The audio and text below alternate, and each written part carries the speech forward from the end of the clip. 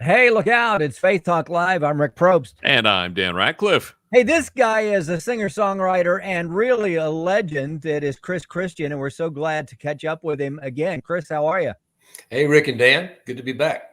Good to have you. And Rick's not lying when he says a legend. Chris has been in the business for years and worked with pretty much everybody in the business, and he's done lots of stuff. And of course, he's worked with mine and Rick's favorite football team, the Dallas Cowboys. Yeah, come on.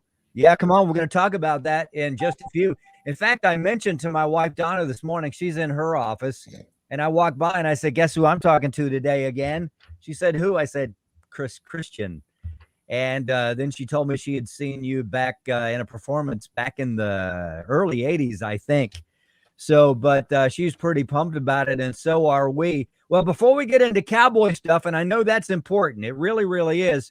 What are you doing this holiday season, Chris, you and your family? Do you guys have traditions that you have to do, or you just kind of flow with it? What? No, we have a pretty large lake property in Granbury, Texas, about 150 acres, all on the water, and I kind of intentionally created as much of a Disneyland as I could of, shuffleboards and gators and four-wheelers and boats and sand volleyball pits and all that. So all our kids go out there in the family, and we have some grandkids now. So everybody goes out there and just has a big time driving around, running around, and playing. I'll tell you a funny story. My son's an Eagle Scout, so he's very good at guns and camping and all that.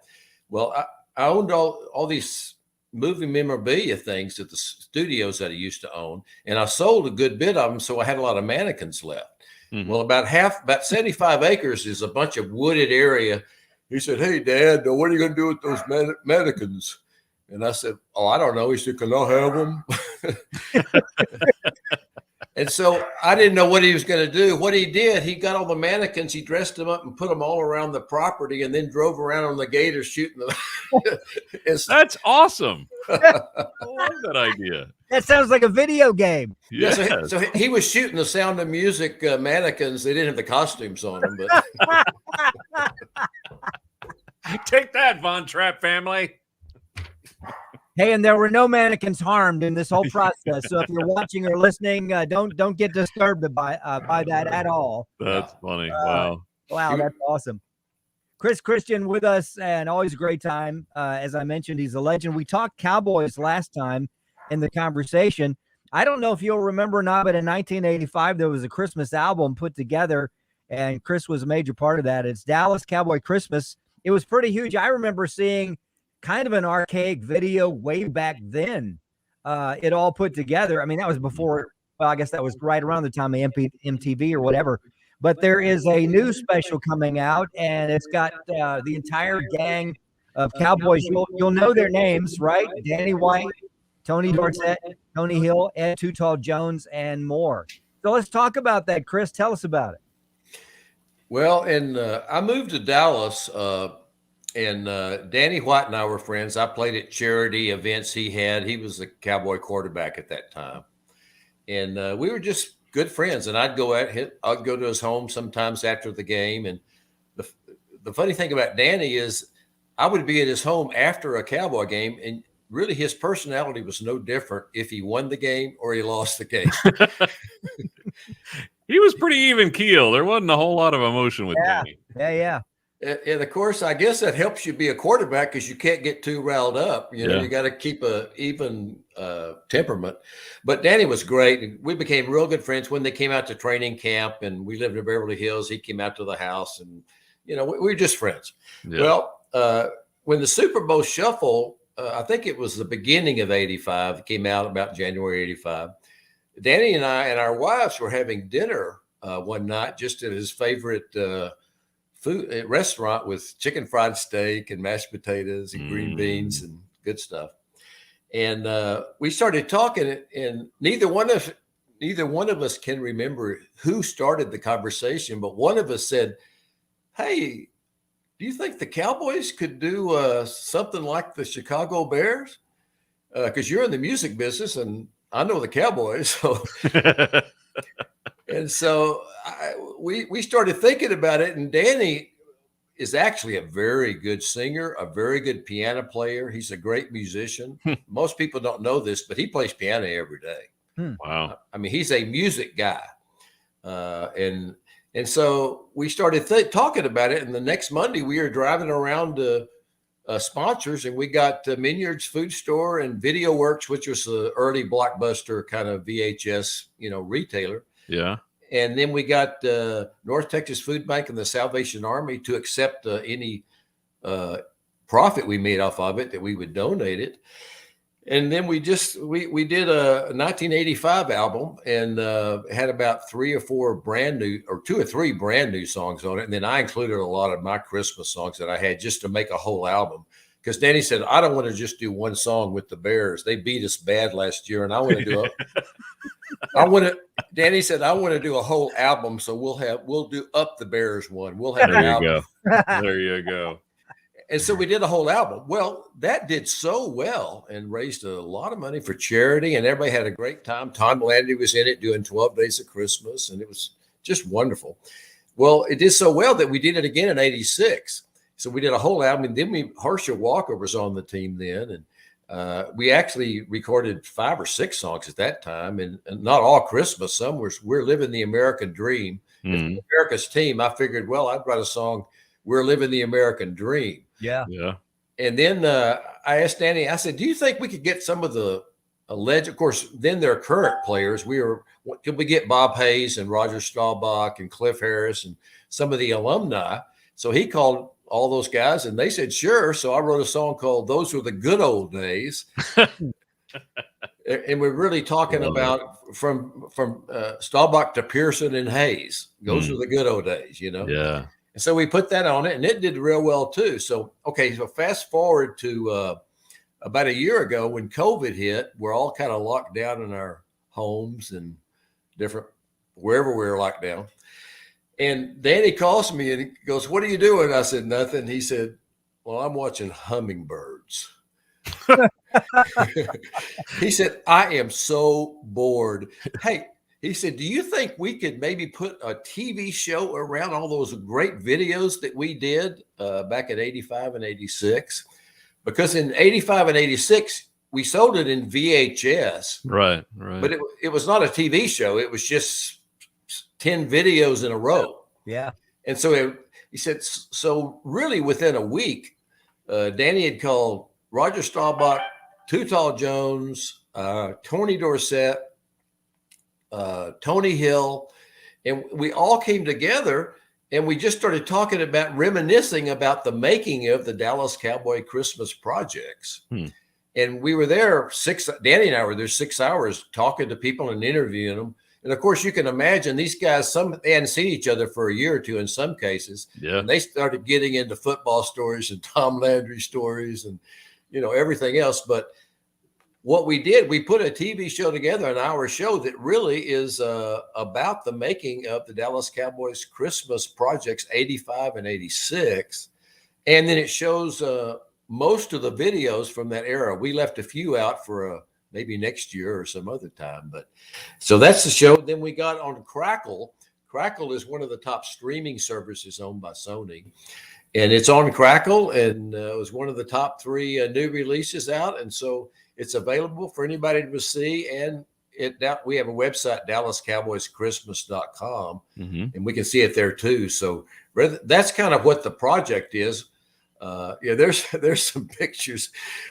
Tony Hill is just about the funniest guy that ever walked the planet. And this is one time that Tony was, Danny was talking to something about, Tony, do you remember this time? And he said, no, I remember the time that you throw me a medicine ball at my feet and you throw and Daddy starts cracking up. So, oh my God, I think you have a video, Dan, that you can show. And let's watch about a minute and a half and just show what we're talking about here, and then we'll talk about it more. Yeah, give me a second to pull it up here, Rick, if you want to kind of fill here while I. Yeah, what we'll do is we'll reset. Chris Christian, singer-songwriter, CCM legend, and also part of the Christmas album and video that you checked out probably in 85, 86. I do remember that very, very well. Well, there's a holiday special that's put together, and you can see it. Dan's got a video of sorts here in front of us. Go ahead, Dan. Most people go home. Oh, Danny. And decorate the tree. But staying home on Christmas means a different thing to me. I don't wanna be on Christmas. It's that playoff time of year. I'd rather be on the sideline with the Gators. There's Too Tall.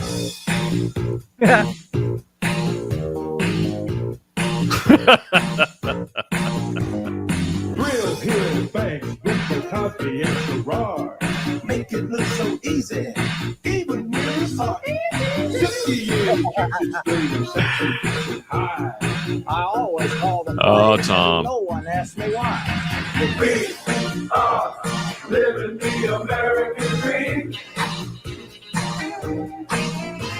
We love to hear that Liberty Bell ring. Too Tall playing the sax and Tony Dorsett playing the drums. I didn't know That's we were awesome. going to do that. That is so good. Very Wow. cool. It's been a while since I've seen pictures of those guys at that stage. It's just Wow. like, wow. That's awesome. So when they saw the guys that you put together for this latest thing, when they saw the final piece, what did they say? Well, different things. Tony Hill, Danny asked Tony and said, have you watched this, Tony? He said, oh, yeah. Every year, he said, my kids bring it up every year to say that Dad really can't sing. Oh, man. But then Roger, in the show, Roger says something that's so funny. He talks about Sister Aloysius in his prep school, his Catholic prep school. I'm not going to give it away, but you got to watch the show just to see that line. It is so funny. Oh, how fun, man, just to get all those guys back together again and to see the early start of rap right there, Chris. You were a part of it. And how many people have seen Tom Landry rap? Yeah, exactly. Or smile, for that matter. Yeah. Well, I tell you, at the very end of the show, if you watch the show, you got to watch the last 5 minutes because it's all the credits on the left. Yeah. But we put all these bloopers and outtakes and the making of footage on the right. And it's Tom Landry's, the little makeup lady's coming up and putting all the little powder on Tom Landry's head. And there's an outtakes where Tom was trying to get the rhythm right on all this, and he says it and he goofs up and the whole team just falls down laughing, and Tom is out of his element. I mean, he's very comfortable on a football field, Right. But put him in a structured beat song. He's supposed to hit it on the beat. He had a little difficult time doing it. We finally got it, and it's great. But it's funny to see him embarrassed and all the team laughing at him because he's out of his element. But it's really cute. I think the last 5 minutes is maybe the best part of the whole show. Awesome. We're talking with Chris Christian, singer-songwriter and CCM legend there. I know when they were singing on that old video, you could hear the harmony in the back, and it was like, that's Chris Christian's signature stuff right there in the back. It's just awesome. It's good to hear. It's good to see. Dan, if you bring that website up again, you can see this. It's really cool. DallasCowboysChristmas.com.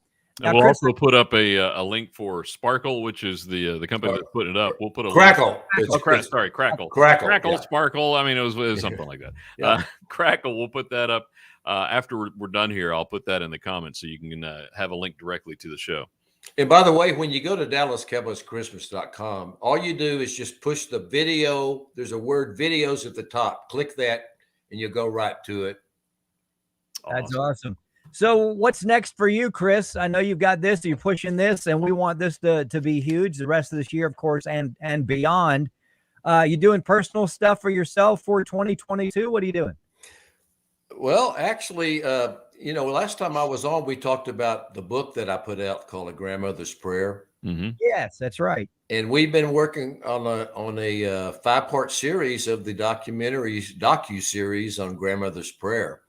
I'm not sure what we're going to call it yet exactly, but it's basically the story of, all the people I intersected with and how in my viewpoint, God just put me in places that, and things happen that just don't happen. Right. We talked about in the grandmother, it's basically the story of Grandmother's Prayer, but I intersected with Elvis, first song that I ever wrote. I never met him and never played a song for him. I wrote a song in high school, and he ends up recording the first song that I ever wrote when I first came to Nashville. Wow. Then I go to Nashville and I do a little group called Dogwood, and that leads to B.J. Thomas, which goes platinum. That leads to Amy Grant, and, that's 30-40 million. Wow. And then I go to L.A., and then the first person I meet is Robert Kardashian, who becomes my best friend and manager. Wow. And he gets me a record deal on Neil Bogart's label. He just started that after Casablanca and the whole disco craze. He started Boardwalk. I was the first artist signed to that because of Robert Kardashian. Then he calls Bob Gaudio, who's Jersey Boys in Four Seasons, and Bob produces it. And Cheryl Ladd was on the single "I Want You, I Need You," and Nigel Olsen, Elton John's band's was drummer, and Frankie Valli, Christopher Cross was on the album. There's so many people on it, and it's still a big album in Japan and what they call West Coast music or yacht rock kind of music, that era. Right. And then I go to LA, go back to Dallas and movie studio, Dallas Cowboys.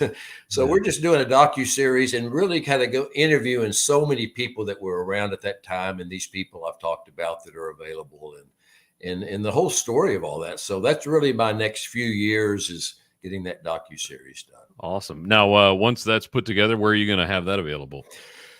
Well, hopefully everywhere, but we're just in the middle of putting it together. So just like last year, you asked me the same question on the Dallas Cowboys. You said, where's it going to be available? And I said, I don't know. Well, there you go, right there. Well, now we know, but so we'll know at the right time, but it's going to be a year plus before we get it done. So that'll be an interesting one to watch. All those names you just mentioned. Wow. Yeah. And what was there a point when, you're meeting all of these people, and as you said, you really felt like it was God putting you in place. At a certain point, is there like an expectancy? Oh, well, okay, well, God, you're under control here, so bang. It's no surprise that you ran into Robert Kardashian, or you played with, or Cheryl Ladd was on the album, or you're on the label Boardwalk after Casablanca. Did you just kind of go, yeah, that's just what God does? Well, I just felt like it was so obvious to me. God just had a plan for me. And I'll tell you why I feel so confident about it.